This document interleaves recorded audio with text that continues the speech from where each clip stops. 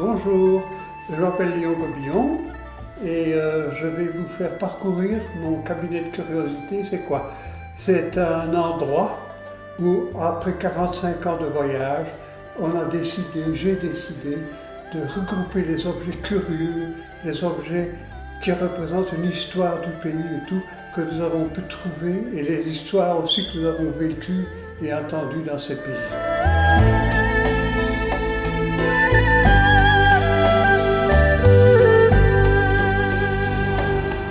En Afrique du Sud, on est resté quand même passé une année. On a exploité tous les pays aux alentours et le Sénégal, ça c'est les pays d'Afrique qui nous sont intéressés et desquels on a ramené pas mal d'objets qui nous ont séduits, qui ont attiré notre curiosité, d'où le nom cabinet de curiosité qu'on a fait par hasard maintenant avec le confinement.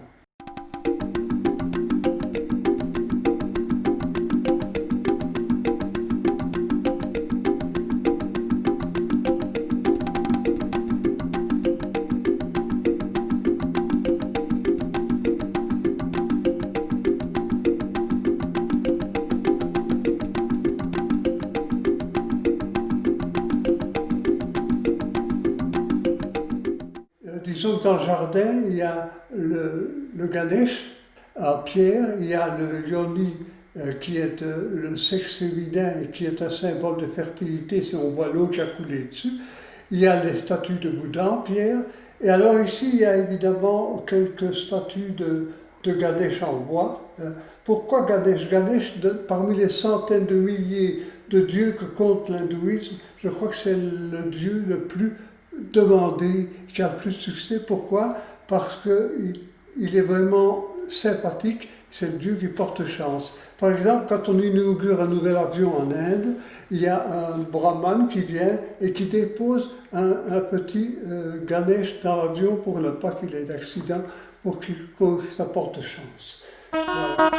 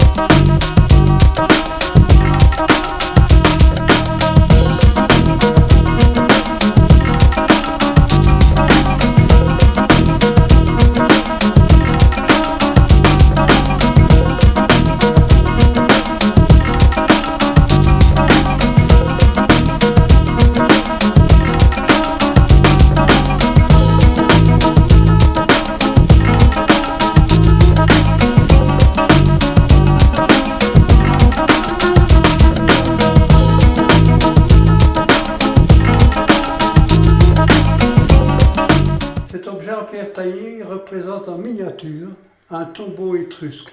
L'Étrurie était une région du centre de l'Italie où régnait une civilisation très développée, les Étrusques, et qui gênait beaucoup l'Empire romain qui commençait à naître et qui a tout détruit, sauf les tombeaux qui étaient en pierre, qui n'ont pas pu détruire. Donc des Étrusques, il ne reste que des tombeaux.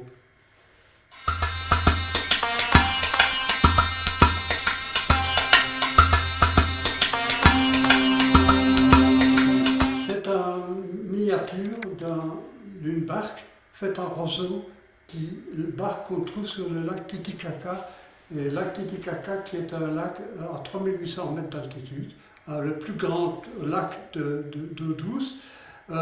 En plus, c'est un lac sacré, donc les archéologues qui doivent faire des fouilles dans le lac doivent passer par des demandes aux dieux, par toutes sortes, par les chamans, etc. Et toutes les îles sont faites sur des roseaux. Il y a 40 îles sur ce lac Titicaca qui sont reliées entre elles pour que les vents ne les emportent pas. C'est remarquable à voir. Voilà.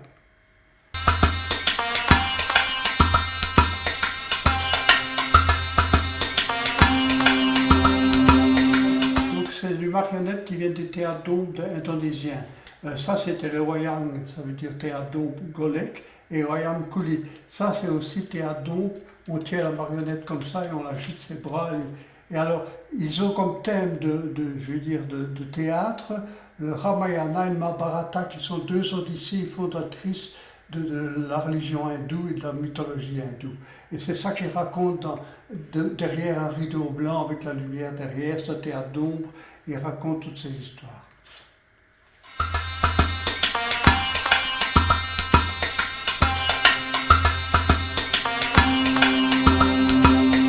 Ici nous avons un arc et une lance utilisés par les Boshimans.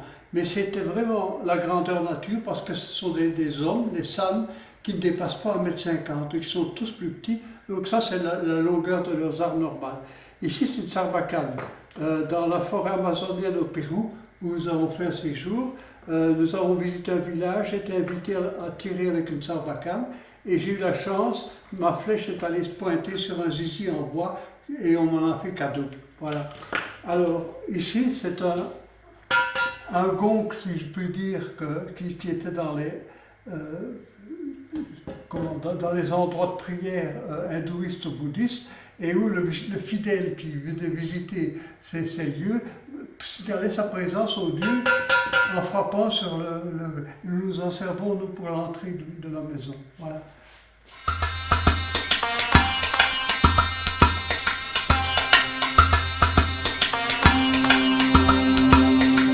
C'est un dago, c'est-à-dire un crochet pour un cornac diriger l'éléphant, le diriger avec les pieds, mais également avec ceci quand il y a des mouvements spéciaux à faire. Alors, nous avons vécu une histoire incroyable. Nous avons fait un séjour d'une semaine en savane en Népal, avec des éléphants.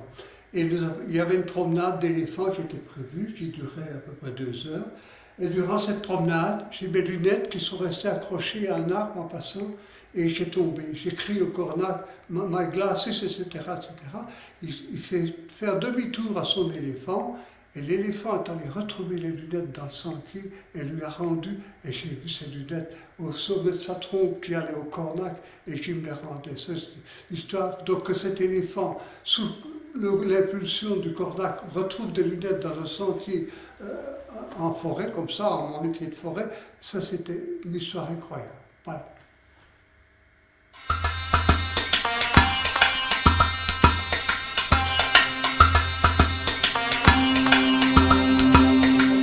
Ceci est une production de souvenirs locaux, je veux dire, d'objets locaux.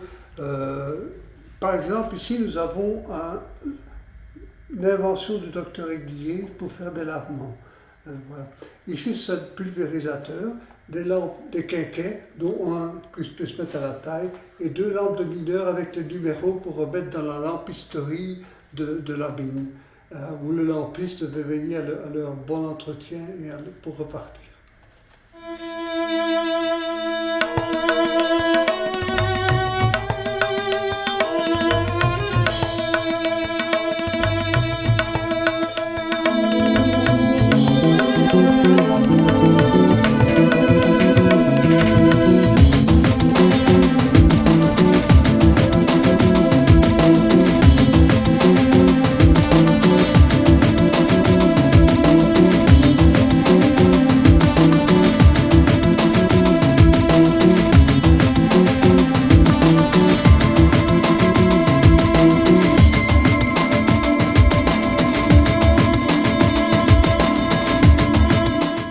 Je ne sais pas si ça suscitera des vocations pour voyager ou quoi, j'en sais rien, mais disons qu'on ne voulait pas que l'expérience qu'on a acquise, les objets qu'on a vus, les histoires qu'on a vécues, tout ça tombe dans l'oubli. C'était le but.